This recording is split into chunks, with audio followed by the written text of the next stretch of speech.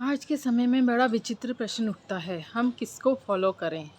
अर्थात किसको हम गुरु माने, किसको फॉलो करें, या फिर ध्यान साधना के लिए हम किस तरह आगे बढ़ें। तो ये बहुत गहन प्रश्न एक उठता है, क्योंकि आज के समय में किस पे विश्वास करें ये इम्पोर्टेंट है।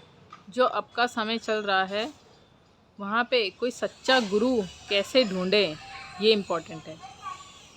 तो ये सबसे पहले तो ये प्रश्न आता है कि आपकी स्पिरिचुअल साधना में कोई ना कोई एक गुरु तो निश्चित तौर पे होना ज़रूरी है।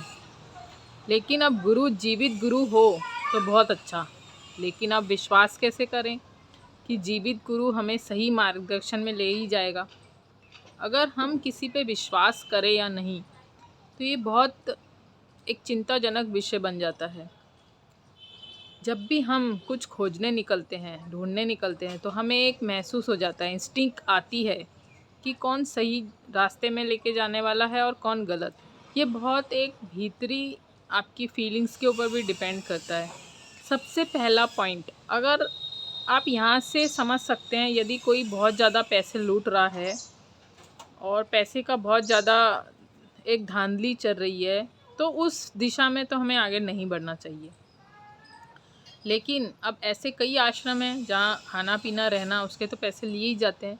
तो एक आप कंपेयर करके देख सकते हैं, जहाँ भी एक होटल का किराया और जहाँ आपके आश्रम का किराया लगभग एक दिन का जो भी बनता है, अगर उतना है तो ठीक है, लेकिन बहुत ज़्यादा एक्स्ट्राऑर्डिनरी है तो आप वहाँ से डिस्कनेक्ट हो जाएं।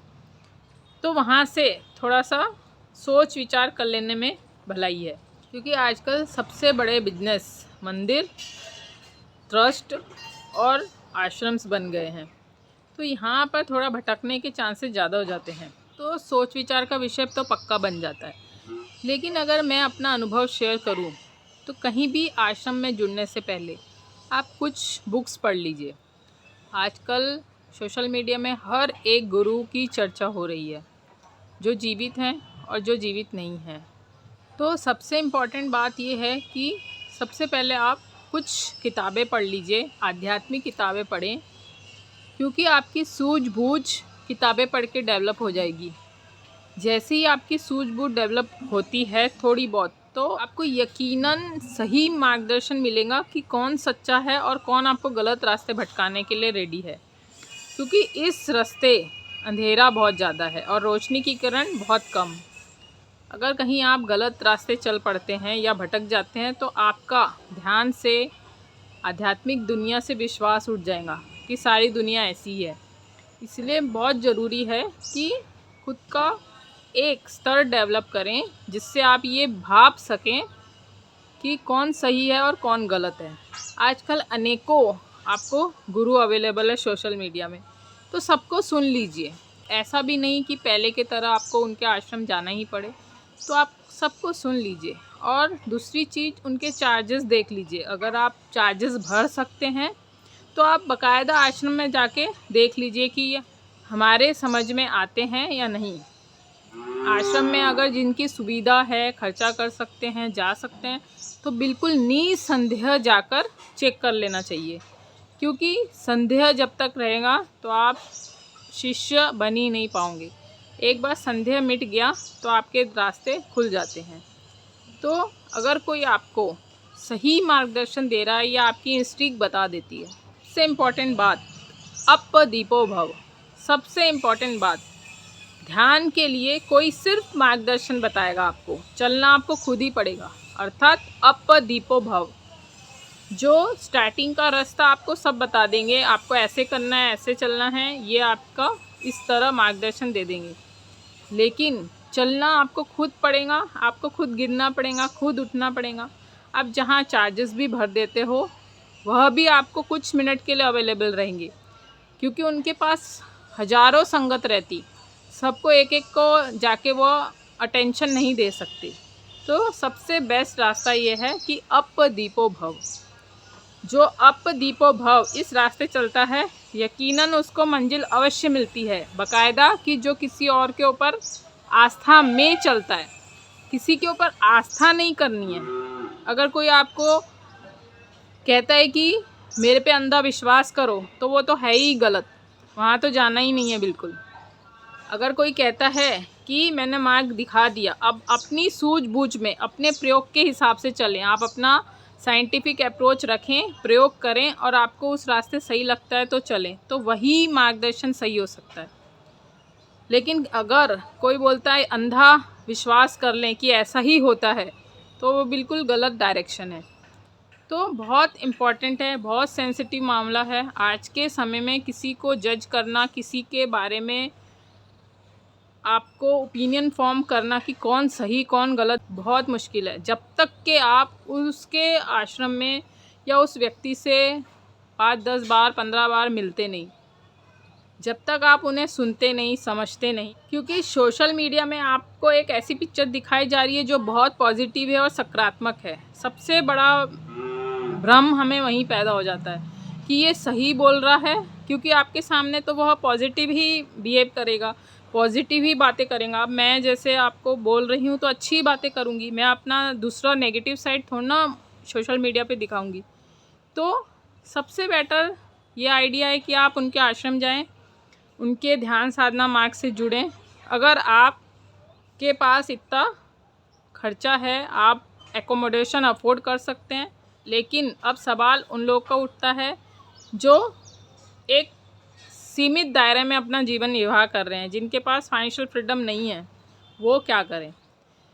तो उनके लिए सबसे इम्पॉर्टेंट बात है, आप कबीर को देखें, आप नानक साहब को देखें, आप अनेकों ऐसे हमारे सामने संत महात्मा हैं जो बहुत गरीबी से उठकर आध्यात्मिक यात्रा भी किए हैं और संसारिक यात्रा भी किए हैं। उनको कौन गुरु मिला होगा? उनको क्षण क्षण मार्गदर्शन देने के लिए कोई भी उपलब्ध नहीं होगा। तो कई तरह की संभावनाएं बनती हैं। तो सबसे अच्छा मार्ग ये है, अप दीपो भव, अपना दिया खुद बने, अपना दिया खुद जलाएं, तो ही आप रोशन हो सकते हैं। क्योंकि स्पिरिचुअल अवेकनिंग, सेल्फ रियलाइजेशन आपको होगा तो आपको ही चलना होगा। कितने ही बड़े गुरु हों, कितने ही पहुँचे हुए संत हों, वो आपको सेल्फ रियलाइजेशन नहीं करवा सकते। आपको खुद तप तप के कुंदन बनना होगा। आपको कोई कहीं भी नहीं पहुंचा सकता। आपकी खुद की यात्रा है और आपकी खुद की जर्नी है। आप ही को चलना है, आप ही को पहुंचना है। सबसे इम्पॉर्टेंट है अप दीपो भव। रास्ता सच में बहुत मुश्किल है, रास्ता सच में मुश्किल है, लेकिन मुश्किल रास्ते पे चल के ही पहुंचा जा सकता है और कोई आपके सामने उपाय नहीं है। तो गाइस, इस विषय में सोचे समझे और फिर ही कोई फैसला करें। कहीं भी जल्दबाजी और डायरेक्ट कूदने की ज़रूरत नहीं है। जब तक आपको पूर्ण रूप से विश्वास नहीं आ जाता, और आध्यात्मिक जर्नी सांसारिक जर्नी से बिल्कुल विपरीत है। वहाँ तो आपको हर एक विश्वास और आस्थाएं पहले तोड़नी पड़ेगी, सारे बिलीफ सिस्टम उखाड़ फेंकने पड़ेंगे। ये जर्नी स्टार्टिंग में बहुत ज़्यादा तकलीफ़दायक हो जाती है। स्पिरिचुअल अवेकनिंग जर्नी स्टार्टिंग में, शुरू में अगर आपके पास मार्गदर्शन नहीं है, आपके पास कोई भी रास्ता नहीं है और आपके पास फाइनेंशियल सपोर्ट भी नहीं है, तो बहुत ज़्यादा दिक्कत हो जाती। कैसे चलें, कैसे क्या करें, कई तरह के सवाल आपके जहन में घूमने लगते हैं। मेरी खुद की यात्रा बहुत ही आसान हो गई। मैं ओशो से जुड़ी और ओशो का मार्गदर्शन इतना विराट है कि कभी आपको किसी और की ज़रूरत ही नहीं पड़ेगी। हालांकि मैं आश्रमों में गई हूँ, मैं ओशो के छोटे भाई से मैंने दीक्षा ली है, लेकिन उसके बाद आपको कई तरह की चीज़ों का सामना करना पड़ता है, जो हम जब तक जिन चीज़ों को नहीं जानते तब तक आपके कई तरह के सवाल उठते हैं कि अब सवाल का कौन उत्तर देगा। तो वह सवाल भी आपका मन ने किया और आपके मन को ही उत्तर चाहिए, कोई दूसरा नहीं देगा। इसीलिए सबसे बेस्ट रास्ता है अप दीपो भव। जहाँ आपको जाना है जाइए, सब जगह जाइए, सबकी सुने, बट अपनी स्पिरिचुअल अवेकनिंग जर्नी हमें खुद ही तय करनी है, रास्ते भी और मंजिल भी। किसे भी फॉलो करें, पहले उनको सुन लीजिए, समझ लीजिए, उनके आश्रम के खर्चे देख लीजिए, एकोमोडेट कर सकते हैं आप लोग। तो बिल्कुल आप जाइए, सुनिए, समझिए। किसी को भी पहले ही डिसीजन में गुरु नहीं बनाइए। सुन लीजिए, समझ लीजिए, उसके बाद आपको लगता है कि ये आपके लिए ठीक है तो बिल्कुल आप जाइए। तो गाइस, सोचें, समझें और इस विषय में चिंतन मनन करें। आपको मार्गदर्शन, रास्ते सब अपने आप मिलते चले जाएंगे।